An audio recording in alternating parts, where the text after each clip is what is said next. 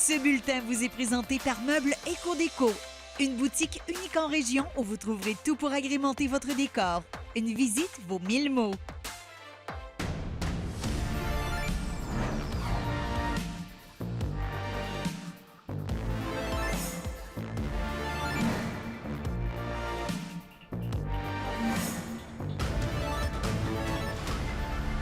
Mesdames, Messieurs, merci de nous rejoindre pour vous informer en Abitibi-Témiscamingue. D'abord, 3 ans après le meurtre de Nathan Wapachi-Hoc, les 2 co-accusés sont maintenant condamnés. Et Johan, après Jonathan Maranda en avril, Jason Gagnon reçoit sa sentence.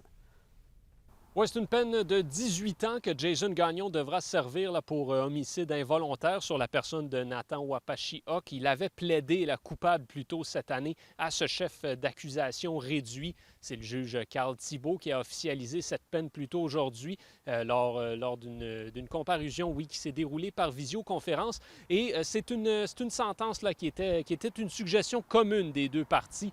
Donc, maître Andréane Gagnon du DPCP et l'avocat de Jason Gagnon, maître Marie-Hélène Giroux, qui ont toutes les 2 présenté en début d'après-midi cette suggestion commune.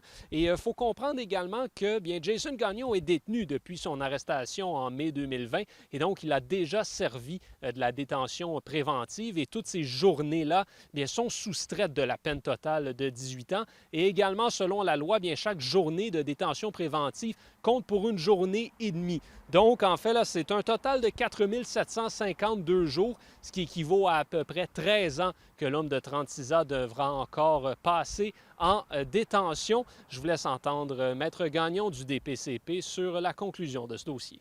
Il faut savoir que c'est une infraction réduite d'homicide involontaire, prenant particulièrement en compte les questions d'intoxication et de santé mentale qui ont fait en sorte que nous en sommes venus à la conclusion que nous étions en mesure vraiment de remplir nos obligations en matière d'un homicide involontaire. Au-delà du 18 ans, il a également l'obligation d'être soumis à une surveillance accrue, ce qu'on appelle délinquant à contrôler, qui sera supervisé par les services correctionnels canadiens. Par contre, ce n'est pas encore totalement la fin de l'histoire entourant le meurtre de Nathan Wapachi-Hoc, parce qu'on le rappelle, le clan de Jonathan Maranda a décidé de porter en appel la sentence d'emprisonnement à perpétuité qui avait été rendue plus tôt cette année. Il avait été reconnu coupable de meurtre au premier degré dans ce dossier après un procès, oui, qui s'était déroulé devant jury. Bien, merci, Johan. On va surveiller les prochains développements. Et la Sûreté du Québec enquête en lien avec un incendie survenu lundi sur la rue Allard à Val-d'Or. Sans considérer l'incendie comme criminel, il y a des éléments qui le rendent suspect. Et l'Université du Québec en Abitibi-Témiscamingue manque d'espace. L'institution fait des pieds et des mains pour tenter de pallier à ce déficit. André Audette. Bureau nouveau genre, espace de travail collaboratif, air commune épurée, et équipement à la fine pointe de la technologie. l'UQAT a récemment accueilli une 60aine de ses employés n'offrant pas de services directement aux étudiants à son nouveau bâtiment situé en plein cœur du centre-ville de Rouyn-Noranda. On a gagné très peu d'espace, en fait, parce qu'il y avait plusieurs équipes déjà qui devaient partager des bureaux. C'était beaucoup moins efficace. Puis il y avait des personnes qu'on a embauchées durant la pandémie qui n'avaient pas de bureau, qui n'avaient pas d'espace de travail, donc ils devaient faire plus de télétravail. Donc, ce que ça nous permet, c'est vraiment d'accueillir tous les employés qu'on a embauchés durant la période pandémique, qui nous a permis de mieux les localiser. Donc, quelques espaces qui vont être aménagés, mais ça permet de baisser la pression un peu sur les gens qui demeurent au campus principal à Rouyn-Noranda. Et comme le déficit d'espace est important à l'UQAT, l'institution planche sur différents projets pour obtenir de nouveaux locaux. Dans le passé, l'université a tenté d'obtenir du financement pour la construction de nouveaux pavillons. Actuellement, il y a même un agrandissement actuellement pour lequel on s'en va en concours en architecture à l'UQAT qui est déjà autorisé, pour lequel on a déjà les sommes pour faire cet agrandissement-là. Ça va être l'installation d'une clinique interdisciplinaire en santé qui va être ajouté à l'UQAT avec tous les bureaux du département de santé qui vont être installés à même ce nouveau bâtiment-là. On travaille avec le ministère d'Économie et Innovation, le ministère de l'Enseignement supérieur.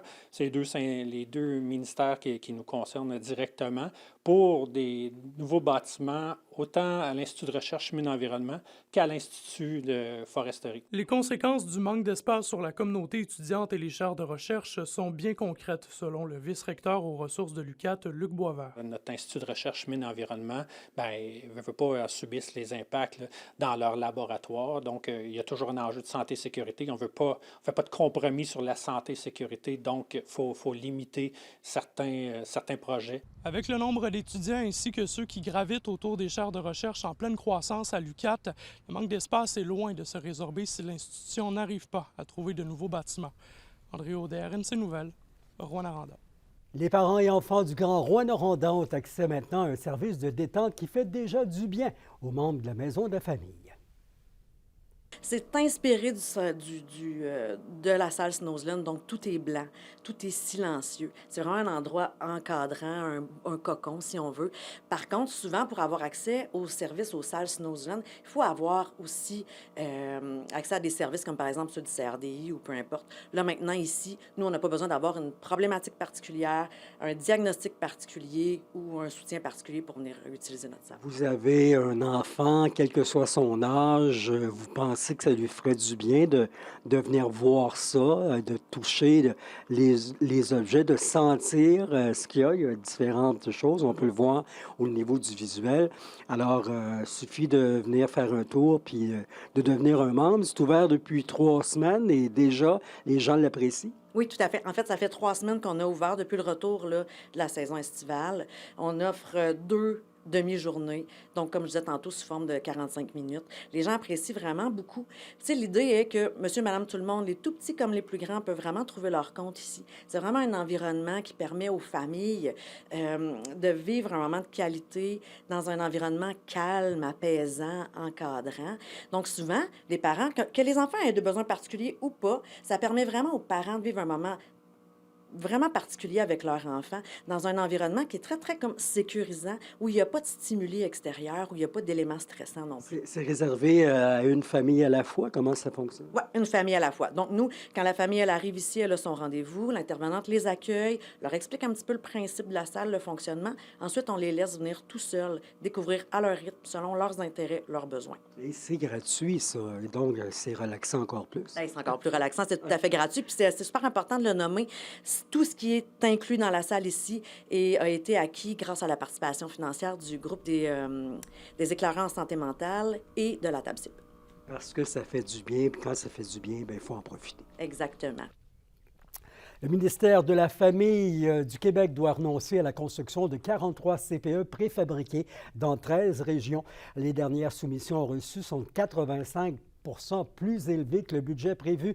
Et c'est dans notre région, avec 6 constructions modulaires, que le projet a été le plus bénéfique. On prévoyait y offrir 350 nouvelles places. Dorénavant, il y a un studio d'enregistrement professionnel dans la région, le studio Adéquat à Pignon-sur-Rue, au centre-ville de Rouyn-Noranda. Le milieu culturel a donc accès à une variété de services, création de chansons, balado, publicité, location d'un local pour les musiciens. Un 5 à 7 d'ouverture est en cours en ce moment. Bien, le 5 à 7 ce soir qui est au studio Adéquat, 173 principal. Et nous, ce qu'on veut avec ça, en fait, c'est de donner la chance aux gens de venir visiter le studio, premièrement, ça c'est sûr. Et en plus de visiter le studio, bien, ils auront droit de boire une petite bière en contribution volontaire. Ça vient de chez Gibbs Centre-Ville qui ont été très gentils avec nous, nous ont proposé de venir avec nous pour offrir ce petit 5 à 7-là. L'équipe de soccer du Cégep de l'Abitibi-Témiscamingue, les Gaillards, marquent l'histoire. Samedi qui vient, ils affronteront pour la première fois une formation adverse à domicile, croisant le fer avec le Noir et Or du Cégep de Salaberry de Valleyfield. La partie aura lieu au terrain synthétique de Val-d'Or. Des étudiants athlètes provenant des 4 coins de la région seront de ce match. Il fallait s'y attendre. Après 3 jours de chaleur intense, prend une place une veille d'orage violent selon Environnement Canada. Pluie, orage ce soir et cette nuit, minimum de 12 à 13 degrés. Demain, au Témiscamingue et en Abitibi, des averses. Ce sera venteux, maximum de près de 14. De la pluie aussi vendredi avec 16. À long terme, faites-vous-en pas, le soleil revient pour le week-end avec 20 degrés. Demain, Marc-André Gauthier, qui a vécu bien des choses, il est de Val-d'Or, présente Guillaume Laroche, qu'on a vu un peu plus tôt. Il sera en spectacle notamment au Théâtre Télébec au profit du service de neurochirurgie du CHUM de Montréal. Là-dessus, bonne soirée. À demain, 17h06. Merci d'être là.